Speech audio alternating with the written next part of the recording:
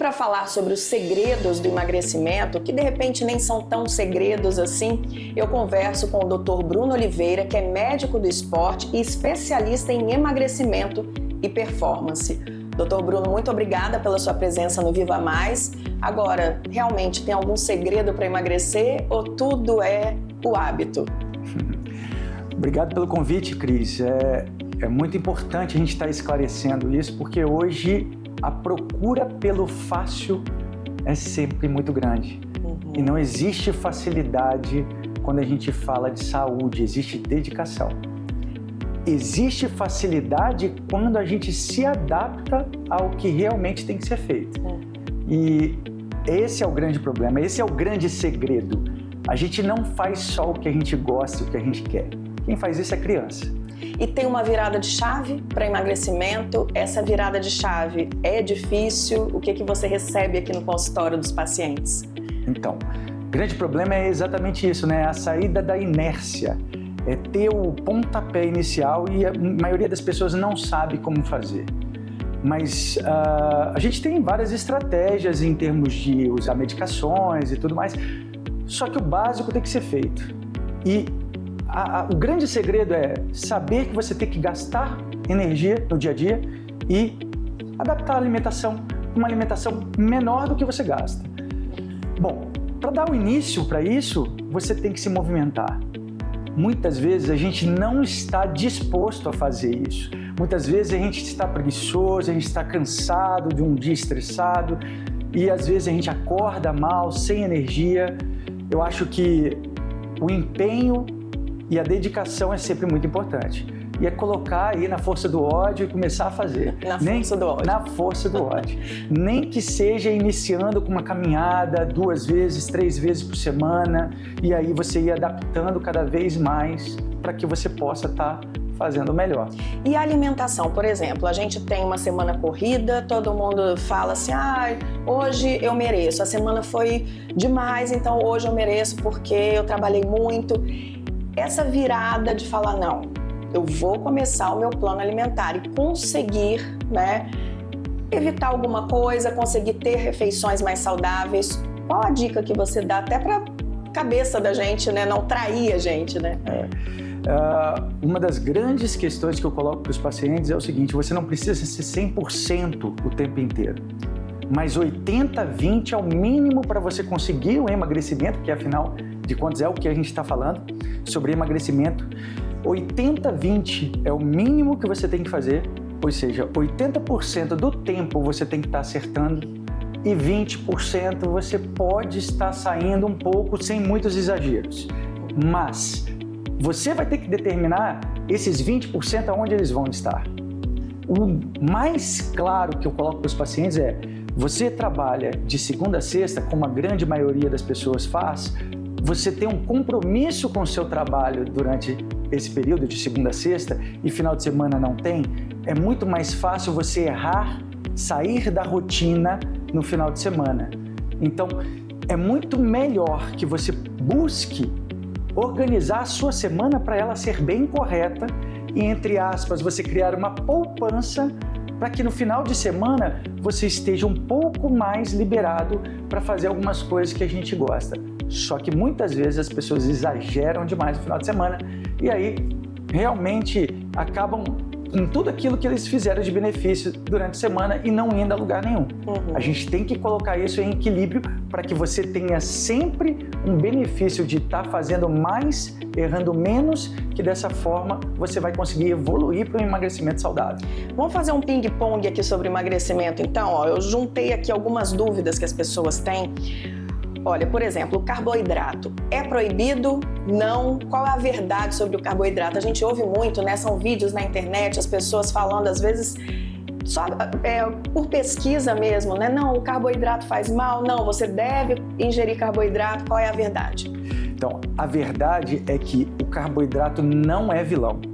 O excesso disso pode estar te prejudicando.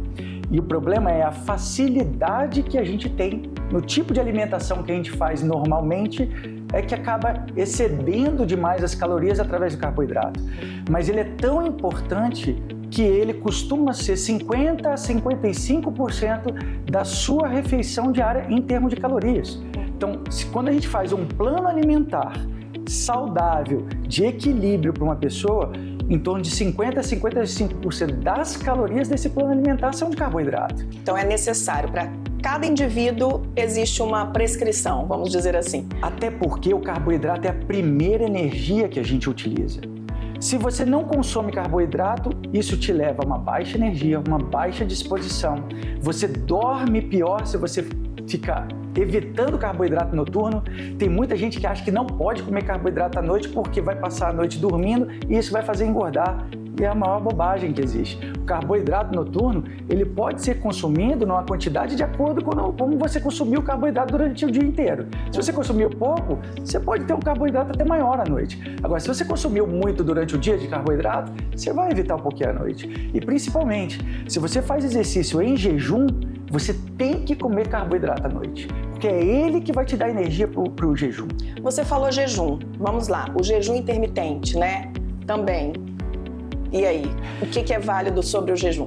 Então, o jejum intermitente é uma estratégia maravilhosa para você ter um envelhecimento saudável, mas não necessariamente é uma estratégia para emagrecimento. Falar que o jejum serve para emagrecimento não é o correto. Ele pode ser apenas uma estratégia do que aquilo que você tem que comer, você limitar aquilo dali em um certo horário. Então, o mais comum é o 16/8. É o 16 horas de jejum e 8 horas você se alimentando. E o melhor, segundo estudos, é o que você faz o jejum noturno. Ou seja, você para de comer por volta de 4 horas da tarde e só vai se alimentar de novo no outro dia de manhã, às 8 horas da manhã. Então, toma café da manhã, faz lanche de manhã, almoça, faz lanche, janta à tarde, até às 4 horas. Então, você está condensando aquilo que você tem de caloria para um único horário, de 8 horas. Bom, eu particularmente gosto mais de uma alimentação diária de 4 a 5 refeições envolvendo café da manhã, almoço, lanche, jantar, porque você fica o dia inteiro se alimentando, você tem menos gatilhos de fome. Mas isso é individualizado. Pois é, a gente gosta muito de frisar isso aqui no programa também. Não adianta tirar de uma revista, de um vídeo, eu vou fazer jejum de 48 horas, 72 horas, sem um acompanhamento profissional. Isso também está por fora, né? Sem dúvida nenhuma. O jejum, ele tem que ser feito de uma maneira correta. Você tem que saber como quebra o jejum para ele ter um bom benefício, porque se até isso você não souber fazer, ficou em jejum e depois vai quebrar ele, ou seja, vai se alimentar, você tem que saber com o que você vai se alimentar ali, porque senão você vai gerar um problema que não vai ter adiantado nada você ter ficado de jejum. Você falou um pouquinho no início da entrevista sobre o sair da linha de vez em quando, mas o que é válido também nesse sair da linha? A gente tem um dia livre, pode ser num sábado, pode ser num domingo, como que funciona isso? Bom, eu sou muito pragmático de falar, não existe dia inteiro livre. Isso aí não adianta. Se você fizer isso, com certeza você vai estar estragando tudo aquilo que você está programando. O ideal é que você tenha 2 refeições mais ou menos por semana livre. Isso vai depender do seu empenho também, tá? Então, vamos ser bem claro, quanto mais energia você gasta diariamente, mais você pode comer. Atividade física não pode faltar, né? Exatamente. Então, se você está gastando 2.000 calorias, você tem que comer menos do que isso para poder emagrecer. Correto? Beleza. Mas se você está gastando 3.000, você está gastando muito mais. Então você pode até comer mais do que você comeria se você estivesse gastando 2.000. Exemplo, para emagrecer a gente fala que tem que ter um déficit calórico de aproximadamente 500 a 800 calorias para ser significativo essa perda de peso. Então se você come 2.000, ou eu vou comer em torno de 1.500, 1.300, ok. Mas e se eu gasto 2.500? Opa, já é 1.700, 1.800. A refeição começa a ser mais satisfatória. Se eu sou uma pessoa que gosto de comer, eu vou comer mais quantidade se eu gastar mais energia e ainda vou ter emagrecimento, né? O velho e bom equilíbrio. Exatamente. Né? Sobre o álcool, vinho, cerveja, destilados, o que é melhor ou na dieta nada disso? Bom, como a gente fala em dieta, eu sou muito claro para os pacientes que dieta para qualidade de vida e envelhecer com saúde, ele é para o resto da vida. Mas o que é dieta? Não necessariamente é você estar abrindo mão de tudo. Dieta significa organização alimentar. Quando você tem uma organização alimentar, onde você prioriza alimentos saudáveis, mas não necessariamente em baixa quantidade, você tem uma dieta do mesmo jeito e isso vai te levar a uma questão de saúde, evitando você adoecer com mais facilidade, evitando você a provocar no seu próprio corpo doenças crônicas como hipertensão, diabetes, Alzheimer, infarto. Tudo isso tem a ver com alimentação, com o seu corpo estando inflamado ou não. Qual é a questão do álcool? O álcool, além de ser calórico, ele tem caloria e são calorias vazias, porque de nada você aproveita de nutrientes dele, ok? Eles são inflamatórios. Então, ok, você tem o vinho, que tem o resveratrol, que tem algumas substâncias que são anti-inflamatórias, mas ainda é questionável se isso com o álcool ele traz o benefício real ou não. E antigamente aquela história da tacinha de vinho, depois do almoço, né? Todo dia. Isso já caiu por terra.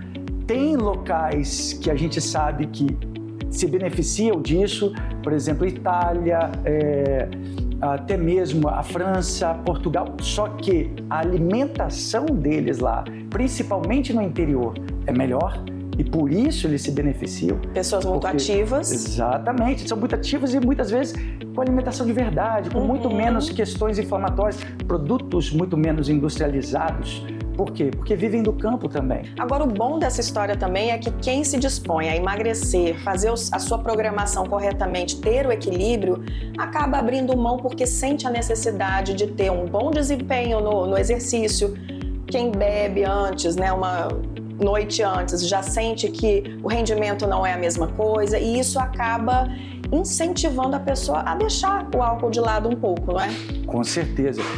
O álcool, ele prejudica tanto o desempenho quanto a recuperação muscular, favorece você a formar mais gordura, favorece a você não formar musculatura e ainda prejudica o seu sono. Então tem pessoas até que bebem com a desculpa à noite, dizendo que eles precisam relaxar para dormir, só que o sono não é de qualidade e ainda traz desidratação. E para emagrecer bem também precisa-se de um sono de qualidade, né? Sem dúvida. O emagrecimento é totalmente relacionado com o sono, com o descanso. E, aliás, é um dos principais pilares, junto com a alimentação, com a atividade física. Se você não tem um sono de qualidade, com certeza seu organismo está te favorecendo a engordar mais. Agora sim, a gente viu que é um conjunto de hábitos, né, de atitudes, então ninguém diz que é fácil, mas também não é impossível, né, doutor Bruno? E quando vem os resultados? Nossa, emagreci só 1 quilo, emagreci só 2 quilos, mas nem sempre esse emagrecer só 1 quilo ou 2 quilos é ruim. A gente aqui trouxe também alguns objetos para mostrar para o doutor Bruno dar ideia, né, quanto que é aqui de gordura, como que é essa explicação. A gente tem aqui a gordura, a massa muscular, né? E, por exemplo, isso daqui é quanto exatamente de gordura e que pode estar distribuída aí no nosso organismo, doutor Bruno? Então, vou ser bem pragmático para colocar vocês entendendo aqui volume de 1 quilo de gordura, volume de 1 quilo de musculatura. Aproximadamente um é a metade do outro, pelo menos, ok? Então, você tem um volume maior de 1 quilo de gordura, um volume menor de 1 quilo de musculatura. O que quer dizer isso? Se eu perco 1 quilo aqui e ganho 1 quilo aqui porque eu estou me exercitando, eu vou ficar na balança a mesma situação, mas eu vou ter diminuído o volume no meu corpo. Olha a diferença aqui, né? Imagina isso tudo de gordura no nosso organismo, né? Exatamente. Então, quando a gente perde 2, 3 quilos, mas a gente não fazia atividade física, começa a fazer atividade física, você ganha até mais rápido no início uma musculatura. Aí você ganha pelo menos 1 quilo, perdeu 3, você olha na balança, poxa, foi só 2. Porque a balança não te diz o que é musculatura e o que é gordura. Ela só te mostra números do peso total. Bom, doutor Bruno, e a gente agora tem muitas facilidades também que não exigem tanto, né, da atividade física. As pessoas acham que é um caminho mais fácil, que são as canetas emagrecedoras. E agora estão sendo vendidas apenas com receita médica, né? Qual é a verdade aí sobre as canetas? Elas são boas? Até que ponto? Olha, vou ser bem pragmático. Não existe muleta melhor do que essas canetas. A gente está num nível de tecnologia dessas medicações que a gente costuma falar que está nessa década, é a década do fim da bariátrica. Lógico, a bariátrica não vai acabar. É uma ótima estratégia para algumas pessoas que precisam. Só que quanto mais tiverem acesso essas pessoas a essas canetas, elas vão necessitar menos de uma cirurgia. No entanto, quando usado de maneira correta. E aí vem o grande problema. Porque muitas pessoas estavam usando essa caneta apenas por indicação de um amigo, comprando sem controle qualquer na farmácia e usando do jeito que queriam. E muitas vezes não se davam bem, porque ou não sentiam efeito, porque foi feito de estratégia de maneira adequada, ou porque passavam muito mal e achavam que aquilo dali não era para ela. E perdi uma boa oportunidade de uso realmente para aquilo dali, se fosse feito de maneira correta. Tem que ser acompanhado com estratégia alimentar, com atividade física, porque senão a perda de peso não é satisfatória e você depois volta a fazer tudo aquilo que você fazia antes e acaba ganhando peso de novo, só que esse peso ele vem completamente de gordura. Porque a perda de peso, para quem não está mudando estratégia, ela acontece uma perda de peso de até 40% dessa perda de massa muscular. E quando você reganha o peso de novo, vem só gordura, não vem massa muscular. E aí você piora a situação que você estava antes. Aquele efeito sanfona, perde, ganha, só que quando você reganha sua gordura. E aí é sempre muito pior. Então, ela é ótima para você conseguir fazer uma estratégia alimentar com mais tranquilidade. Por quê? Porque ela controla melhor seu apetite, os seus desejos pelo álcool, pelo doce. Então isso ajuda muito a gente a conseguir fazer uma estratégia alimentar mais correta. Então, doutor Bruno, olha, a gente aprendeu dicas preciosas aqui. Nem sempre é fácil, mas a gente precisa colocar a cabeça no lugar, né? E começar aí com a ajuda profissional. Nem sempre o peso quer dizer que você não emagreceu, né? A gente precisa se olhar para dentro e saber quão saudável está o nosso corpo, né? E tem alguma dica aí que é a chave que você passa para os seus pacientes, só para a gente finalizar? Olha, a gente tem diversas estratégias e essas estratégias elas são individualizadas. Então, às vezes, o que é bom para mim não é bom para você, não é bom para a Cris. Ou, às vezes, o que é bom para mim vai dar certo para a Cris, mas não vai dar certo para você.